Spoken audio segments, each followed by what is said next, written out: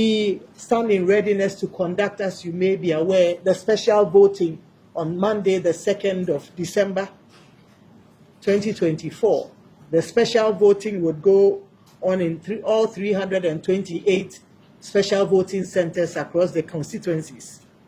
I believe that you are aware that the special voting is restricted to members of the security, members of the media, and some of the EC's own electoral officials who applied for special voting.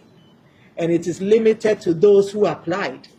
We have worked with the Election Security Task Force and the media agencies through the Ghana Journalists Association. And to date, we've provided the register or the list of persons who are registered on our special voters register to both agencies. And we believe that this has been exhibited on the websites to enable those who registered visit the websites to clarify their voting centers and so on and so forth. So we are confident that we'll have a successful special voting arrangements on Monday, the 2nd of December. Our officials are in readiness. We have an adequate supply of the ballot papers, the indelible ink, the various forms that may be necessary. And of course, the biometric verification devices are also in place to ensure a smooth and seamless special voting exercise. And that was Mrs. Jane Mensah, the chairperson of the Electoral Commission, speaking at a meeting with the Election Task Force in Accra today. She was speaking about the preparedness of the Commission for Monday's special voting, specifically meant for the security officers, EC staff and other people such as health personnel and media personnel who will be on duty on election day and may not necessarily find the time to go and vote. And so the special voting arrangement is to enable them cast their ballots 5 days ahead of the main election day. There are a total of 276 voting centers, one each in all constituencies across the country for the special voting. Those ballot boxes will not be opened on Monday after the poll, but they will be sealed and kept at police stations under lock. They will only be brought out, opened, sorted, and counted after the close of poll on election day. And this will all happen at the various 276 constituency collation centers in the full glare of the public, agents for the contestants, and election observers.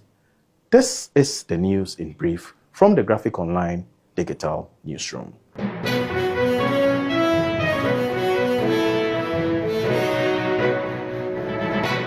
And apart from the preparedness for the special voting on Monday, Mrs. Jane Mensah, the chairperson of the Electoral Commission, speaking at the same meeting with the Election Task Force in Accra, had this to say about other arrangements for the entire election.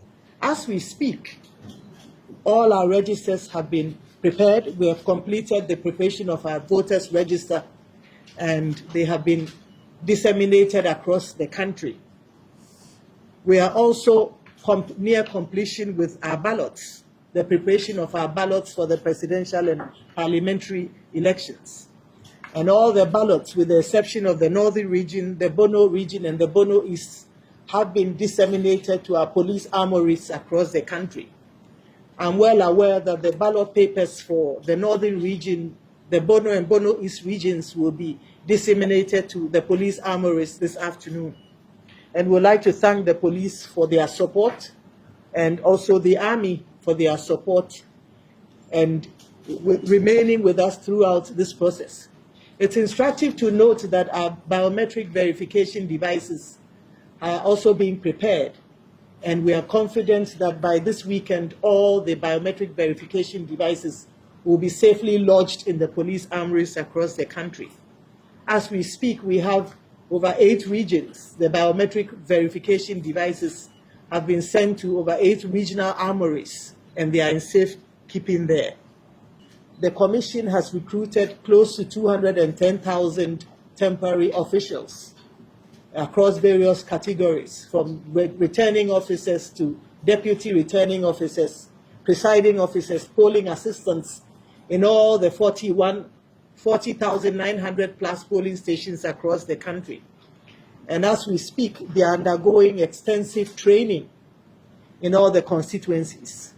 We have training undergoing for all the categories of staff, and as a top-up, we have also developed some videos so that once the training, the physical training is done, we would disseminate the videos so that our staff would be able to refresh their memories and, go through the various training programs that they have been provided. Dr. George Akufu-Dampare, the Inspector General of Police and the chair of the Election Task Force, also had some comments. We are here today as a way of debriefing, as we have always done. We've done a lot of work when it came to the printing of the ballots and the transportation of the ballots across the country. And like you rightly indicated, we are 95% done.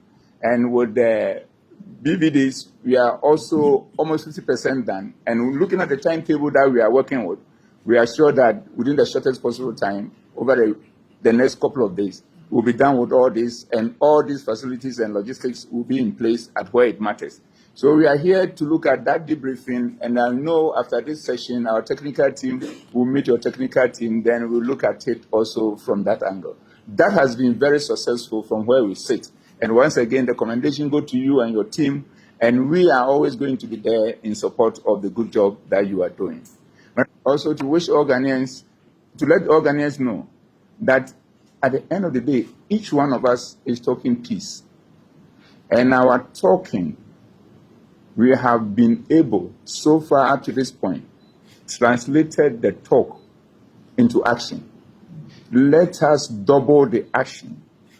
We should still talk and still double the action so that our actions will become more powerful and it will back our words. In effect, let's continue to walk the talk of peace as we have all been preaching. And the way we are going, if we double it, I can assure you, Ghana will continue to show yet another example of leadership when it comes to democratic dispensation. On that note, Madam Chair, we are so grateful to be here, and our technical team at the end of this session will meet your technical team, and then you let us know all the things that we need to do to help for the rest of the process to be successful. I thank you very much. And still on election-related issues, Graphic Communications Group and the Electoral Commission will on Wednesday host the 4th edition of the Graphic National Development Series, focusing on the readiness for the December 7th general election.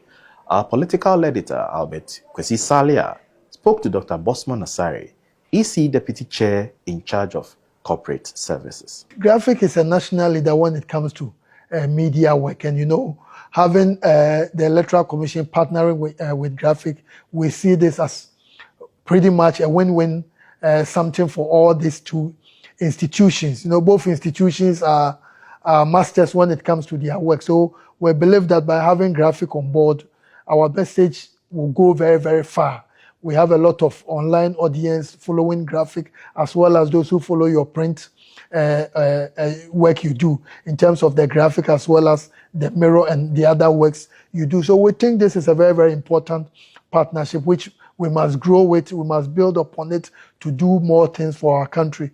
And we believe that if these two institutions succeed in their specific endeavors, it will go a long way to promote the Ghana brand. So we see this as a very wonderful partnership which must be continued. The Commission is fully ready for the December 7th general election.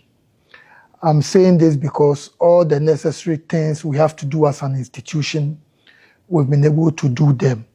And as we speak now, we are in the final stages of the deployment of our items, all the election-related items, to the regions.